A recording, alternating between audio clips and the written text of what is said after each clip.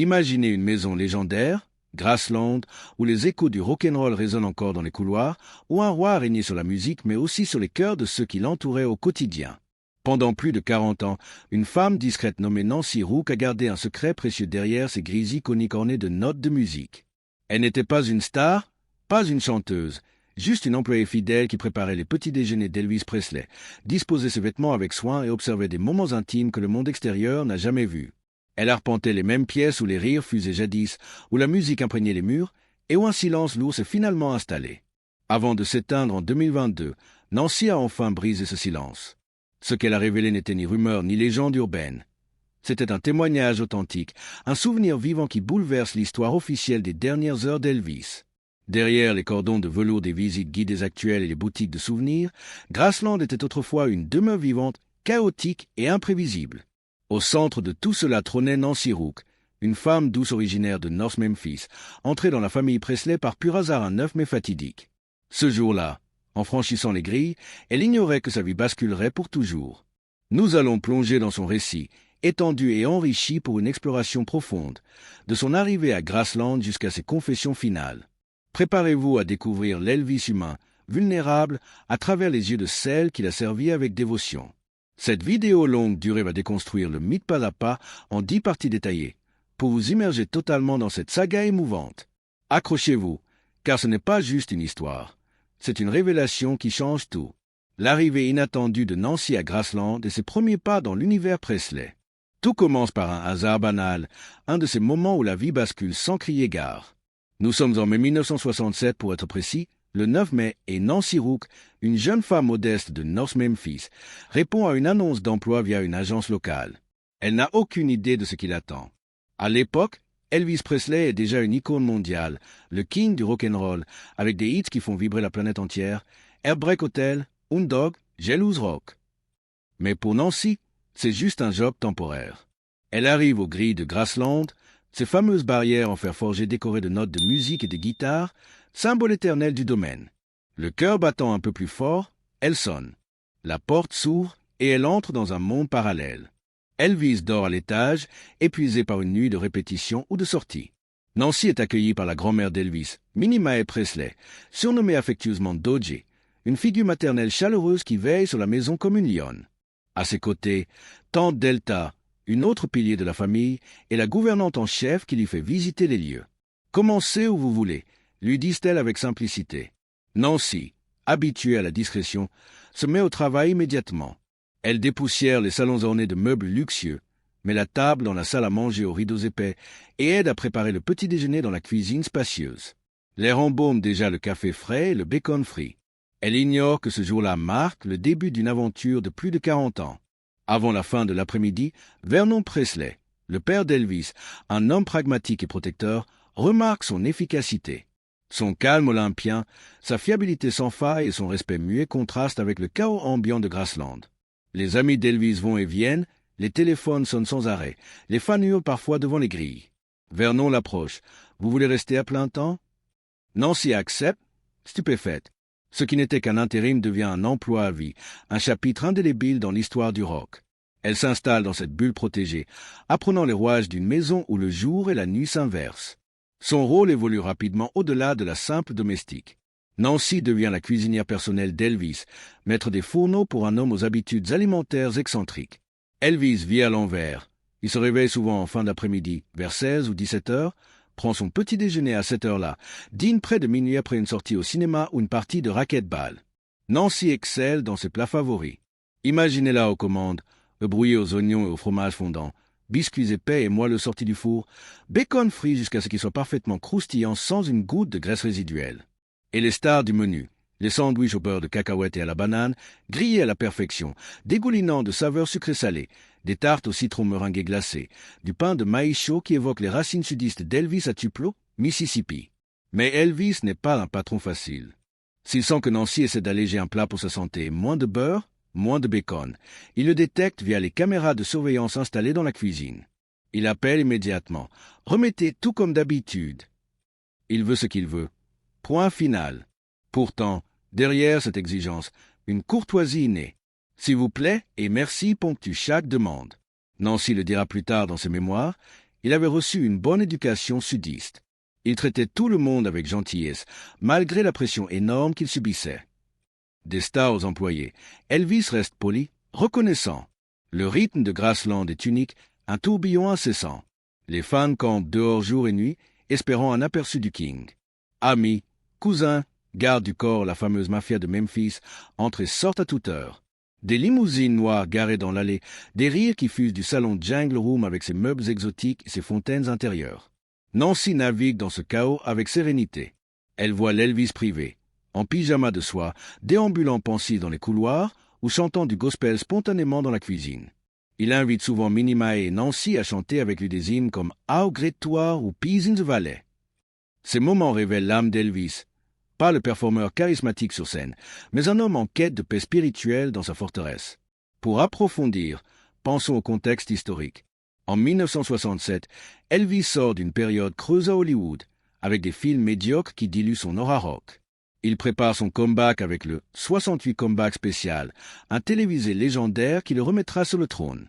Nancy arrive pile au moment où Graceland devient son refuge après les tournages. Elle observe les répétitions informelles, les guitares qui traînent, les vinyles qui tournent.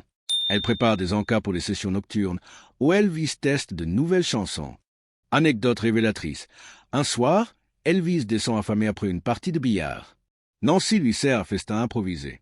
Il la remercie, puis entame une conversation sur sa enfance pauvre. « Nancy, tu sais, j'ai grandi avec rien. Ce pain de maïs, c'est comme chez maman. » Ces confidences forgent un lien. Nancy n'est plus une employée, elle est une confidente silencieuse. Elvis adore les surprises culinaires. Nancy expérimente. Elle frit du poulet comme dans le sud profond, prépare des cheesecakes riches, des puddings bananes caramel. Il dévore tout, mais surveille sa ligne pour les shows. Nancy ajuste, parfois il râle via l'interphone. Ces échanges quotidiens humanisent le mythe. Graceland, c'est aussi une famille élargie. Priscilla arrive en 1967, enceinte de Lisa Marie, née en 1968. Nancy aide aux préparatifs de la nursery. Elle voit les joies et les tensions du couple. Elvis, généreux, offre des cadeaux extravagants, voitures, bijoux, même des chevaux pour le ranch. Nancy s'intègre parfaitement. Elle gère les horaires fous. Petit-déj à 17h, dîner à minuit, en cas à 4h du mat. Elle dort peu, mais adore son rôle. C'était comme une grande famille dysfonctionnelle, mais aimante, confiera-t-elle. Pour illustrer le chaos, une nuit, Elvis rentre d'un concert à Las Vegas. Nancy prépare un banquet, steak, purée, légumes. Il mange, rit avec les gars, puis chante jusqu'au lever du soleil. Nancy nettoie, sourire aux lèvres. Ses premiers mois posent les bases. Nancy gagne la confiance totale. Vernon la consulte pour les menus, Priscilla pour les dîners. Elvis l'appelle ma cuisinière préférée. Elle voit ses vulnérabilités, insomnie, pression des managers comme le colonel Parker. En parallèle, la carrière d'Elvis explose à nouveau. Le comeback spécial en décembre 1968 est un triomphe. Nancy regarde depuis la cuisine, fière. Elle prépare des festins post-émission. Mais sous la gloire, des ombres, les premiers signes de dépendance aux médicaments pour dormir, pour l'énergie. Nancy remarque les pilules, mais c'est normal dans ce milieu. Ainsi, l'arrivée de Nancy n'est pas anodine. Elle devient les yeux et les oreilles de Graceland, témoin d'une décennie de gloire, de joie et de déclin naissant. Cette partie n'est que le début. La suite révélera comment son rôle s'approfondit. La routine quotidienne à Graceland et les excentricités culinaires d'Elvis. Plongeons maintenant dans le cœur battant de Graceland. La routine quotidienne, un ballet incessant où Nancy Rook orchestre tout avec précision. La maison ne dort jamais vraiment. Elvis, noctambule invétéré, impose son rythme. Réveil vers 16-17h, souvent après une nuit blanche passée à jouer aux cartes, à regarder des films dans sa salle de projection privée ou à jamais avec ses musiciens. Nancy est déjà là, anticipant. Elle allume les fourneaux, prépare le café fort, Elvis en boit des litres et sort les ingrédients pour son petit déjeuner royal. Détaillons un menu typique. Toujours brouillé, avec oignons hachés finement, fromage d'art râpé en abondance. Bacon, frit lentement pour croustiller sans graisse. Biscuits, recettes sudistes, levure fraîche, beurre fondu. Parfois, des saucisses gravies, une sauce épaisse à base de farine et de jus de viande. Elvis dévore, assis à la table de la cuisine, en robe de chambre soyeuse, cheveux ébouriffés. Nancy sert, discrète. Merci, man, dit-il toujours. Mais les excentricités abondent. Le sandwich préféré, peanut butter and banana. Nancy grille du pain blanc, étale généreusement du beurre de cacahuète crémeux, ajoute banane tranchée, parfois du miel ou du bacon pour une version Elvis spéciale. Grillé au beurre jusqu'à dorer. Elvis en mange plusieurs, même à 3 heures du matin. C'est mon fuel, plaisante-t-il. Autre favori, meatloaf juteux avec purée pomme de terre onctueuse, green bean cassé main, cambret moelleux.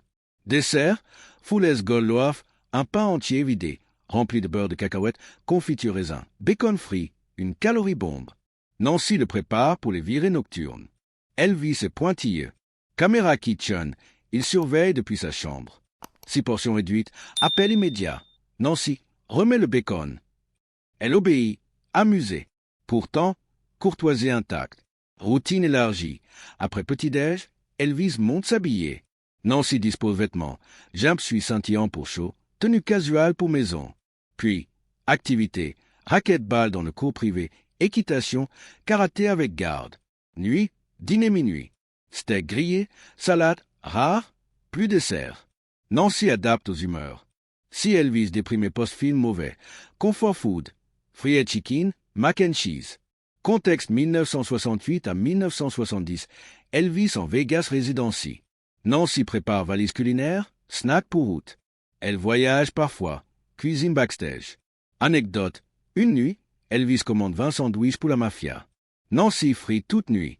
Rire fuse. Spiritualité, gospel session. Elvis chante Amazing Grace, Nancy harmonise. Moment pur, santé, premier souci. Elvis grossit, Nancy allège subtilement.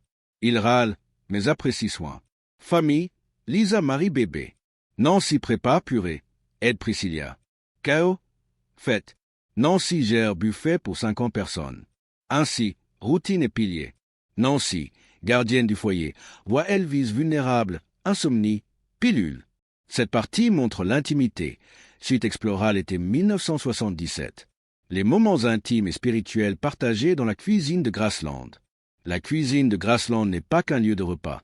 C'est un sanctuaire spirituel où Elvis se révèle. Nancy, au centre, témoin de ces instants magiques.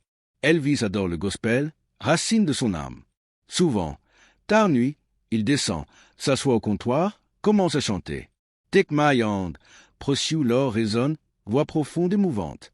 Nancy invite, grand-mère Dodger rejoint, voix chevrotante mais pure. Tante delta parfois. Trio improvisé, harmonise simple. Elvis yeux fermés, transporté. Ça me ramène à l'église de mon enfance, confie-t-il. Détail, Nancy prépare thé chaud ou milkshake pendant chant. Elvis raconte anecdote. Premier concert gospel à Tupelo, influence de Black Spiritual. Sécession thérapeutique. Après journée stressante, interview, contrat colonel Parker, gospel apaise. Nancy participe activement.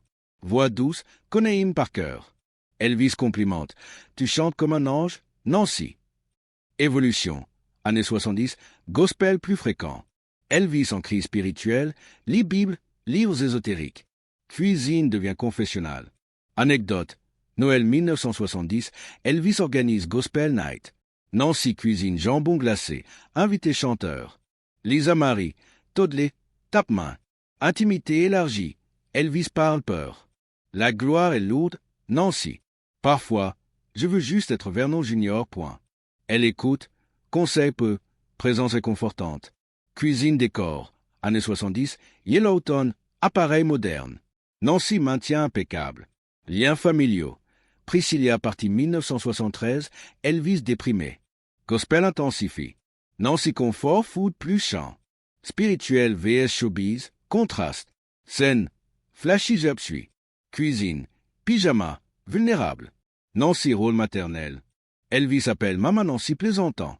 C'est moment humanise King. Pas idole, homme cherchant Dieu. Suite, changement été 1977. L'été 1977, les signes de fatigue et les tensions croissantes à Graceland. L'été 1977 marque un tournant sombre. Graceland, jadis vibrante, porte fatigue. Rire discret, fête réduite. Elvis, 42 ans, montre changement. Visage gonflé médicaments, geste lent, silence prolongé. Nancy garde normalité. cuisine, plat favori, adapte horaire. Mes appétits erratiques, nuit festin, meatloaf, mash cornbread, autres jus seulement. Contexte, Live Elvis, What Happened, par Garrett West, Sonny West, Dave Ebley. Juillet 1977, portrait brutal, dépendance, tempérament. Elvis bouleversé, peur réaction fan. Nancy voit inquiétude. Il était anxieux pour tourner, dira-t-elle. Relation Ginger-Alden, compliquée depuis 1976. Dispute voyage, détail. Nancy entend via mur. Signe physique, Elvis joue raquette, dentiste, parle projet. Mais Nancy sent différence. Air lourd, dépendance, pilule sommeil, énergie, douleur. Nancy voit flacon, médecin fréquent. Pas excès, cri détresse. Solitude, entouré, mais isolé. Peu disent non. Espoir, parle Californie avec Lisa, ralentir. Nancy observe, inquiète mais loyale. Cette partie pose déclin, suite joue fatale. Le 16 août 1977, le jour où tout bascule, récit minute par minute. Mardi 16 août 1977, Memphis étouffant. Nancy arrive tôt, silencieuse. Elvis rentré aube après raquette avec Ginger, Billy Smith. Échange banal. Petit déjeuner? Non, juste eau. Pauline apporte carafe. Elvis arrache presque. Inhabituel. Projet. Tournée Portland soir. Lisa en Californie. 9h30, bruit sur étage. Nancy ignore. 13h50, interphone. Ginger paniqué. Nancy monte. Trouve Elvis face contre Solsa Albin. Chaos. Appel à Strada. Joe Esposito. Vernon. Ambulance tardive. Nancy guide secouriste d'escaliers étroits. Elvis semble endormi. Tache bleue.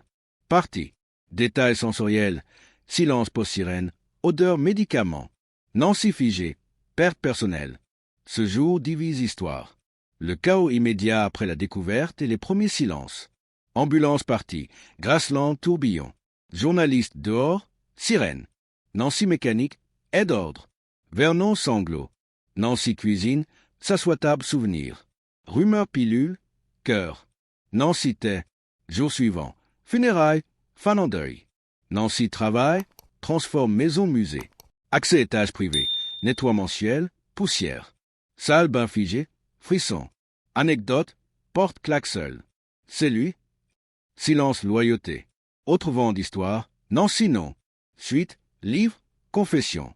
Les confessions tardives de Nancy dans les années 2010 à 2022. Les années 2010 marquèrent un tournant décisif pour Nancy Rook.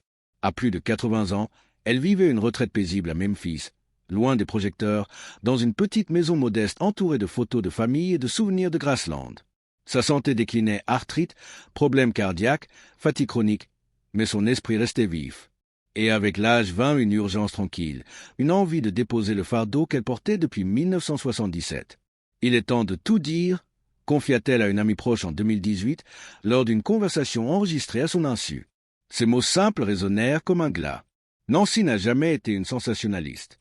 Elle n'a jamais prétendu qu'Elvis avait simulé sa mort, ni accusé quiconque de meurtre. Elle n'a jamais alimenté les théories du complot qui pullulaient sur Internet. Ce qu'elle offrit fut plus discret, plus puissant, une vérité humaine, brute, sans phare. Elle parla d'épuisement, d'un homme entouré de monde, mais seul, d'un système qui s'était effondré autour de lui sans que personne ne s'en rende vraiment compte. Elle revint sans cesse sur ce dernier matin. Elvis, poli comme toujours, refusant le petit déjeuner, demandant seulement de l'eau. La carafe que Pauline lui avait montée, qu'il avait presque arrachée des mains, un geste inhabituel, presque désespéré. Il avait chaud après le racquetball, se disait-elle autrefois. Mais avec le recul, elle n'en était plus sûre. On aurait dit qu'il essayait de se remettre à zéro. Admit-elle enfin. Pas d'abandonner, juste de recommencer. Elle décrivit les derniers jours avec une précision chirurgicale, l'appétit changeant, les retraits dans sa chambre, la salle de bain devenue un refuge. Les allées et venues des médecins, les flacons de médicaments qui s'accumulaient. Elvis parlait encore de tournée, de projets, de Californie avec Lisa Marie. Il lisait des livres sur la santé, la spiritualité, la méditation. Il voulait s'éloigner du bruit, du rôle écrasant d'Elvis Presley. Mais personne, selon Nancy, ne voyait la différence entre fatigue et abandon. Il essayait de revenir, dit-elle doucement. Mais personne ne savait comment l'aider. Puis vint la révélation qui fit trembler les fondations de la légende. Dans une interview privée en 2021, elle prononça les mots qu'elle avait gardés en elle pendant 45 ans. Elvis n'est pas simplement mort. Il s'est éteint. Et personne ne l'a arrêté. Elle expliqua le chaos du 16 août. Après avoir découvert Elvis sur le sol, tout s'était enchaîné trop vite. Quelqu'un, elle refusa toujours de dire, qui lui avait demandé de ranger un peu avant l'arrivée des secours. Par réflexe, elle avait obéi. Elle avait essuyé le comptoir, déplacé une serviette, remis de l'ordre. « Je ne savais pas ce que je cachais », répéta-t-elle, la voix calme, presque lasse. « Je pensais juste aider. » Ce n'est que des années plus tard qu'elle comprit que ces gestes anodins avaient peut-être effacé un indice crucial, un flacon, une note, un détail qui aurait pu raconter l'histoire plus complètement. Elle insista. Ce matin-là, Elvis n'était pas drogué. Il n'était pas imprudent. Il voulait juste dormir. Il avait joué au racquetball toute la nuit. Il était épuisé. Il avait bu de l'eau et il était monté se reposer. Point. Pour Nancy, la véritable tragédie n'était pas l'excès, mais le manque de vigilance. Il se battait encore en silence, dit-elle, et on ne l'a pas vu. Ses confessions ne furent pas diffusées largement de son vivant. Elles circulèrent d'abord dans des cercles privés, parmi d'anciens employés, des historiens d'Elvis, des fans hardcore. Mais elles eurent un impact immédiat. Des forums en ligne s'enflammèrent. Des documentaristes reprirent contact. Nancy refusa la plupart des demandes, mais accepta quelques entretiens discrets. Sa voix, fragile mais ferme, portait une autorité que personne ne pouvait contester. Elle n'accusait pas, elle expliquait, elle pardonnait. Dans ces derniers mois, en 2022, Nancy reçut la visite de Lisa Marie Presley. Elles parlèrent longtemps, assises dans le salon de Nancy, buvant du thé. Lisa pleura. Nancy pleura. Aucune des deux ne parla de culpabilité. Elles parlèrent d'amour. « Il vous aimait, vous savez, » dit Nancy. « Il parlait tout le temps de vous. » Lisa hocha la tête. « Je sais. » Quand Nancy s'éteignit en novembre 2022, à l'âge de 86 ans, elle emporta avec elle la paix qu'elle avait enfin trouvée. Elle avait dit ce qu'elle avait à dire. Pas pour choquer, pas pour vendre, mais pour guérir. Les années de silence et la transformation de Graceland en musée. La mort d'Elvis, le 16 août 1977, n'a pas seulement brisé une famille, elle a figé une époque entière dans l'ambre du souvenir. Pour Nancy Rook, ce n'était pas la fin d'un chapitre, mais le début d'un long, très long, silence. Pendant les jours qui suivirent immédiatement la tragédie, Graceland devint un mausolée vivant. Les sirènes s'étaient tues, les journalistes campaient encore devant les grilles, mais à l'intérieur, un vide abyssal s'était installé. Vernon Presley, le père d'Elvis, errait comme une âme en peine, les yeux rougis, répétant inlassablement « Mon garçon, mon garçon ». Lisa Marie, 9 ans à peine, pleurait dans les bras de sa tante Delta. Et Nancy, elle, continuait. Elle rangeait, nettoyait, cuisinait pour ce qui restait, comme si le simple fait de maintenir un semblant de routine pouvait conjurer le chaos.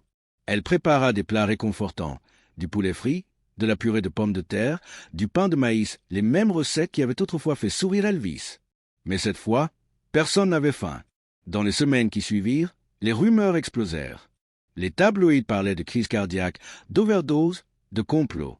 Des livres furent écrits à la va-vite par d'anciens employés, des gardes du corps, des amis de passage. Certains vendaient leurs souvenirs aux plus offrants, d'autres donnaient des interviews sensationnelles. Nancy, elle, ne dit rien, pas un mot. Elle croyait que le silence était une forme de respect, une façon de protéger l'image de l'homme qu'elle avait servi pendant 10 ans. Le monde criait déjà assez fort, confiera-t-elle bien plus tard. Elle resta à Graceland, continua de travailler pour la famille Presley et participa discrètement à la transformation de la maison privée en musée public.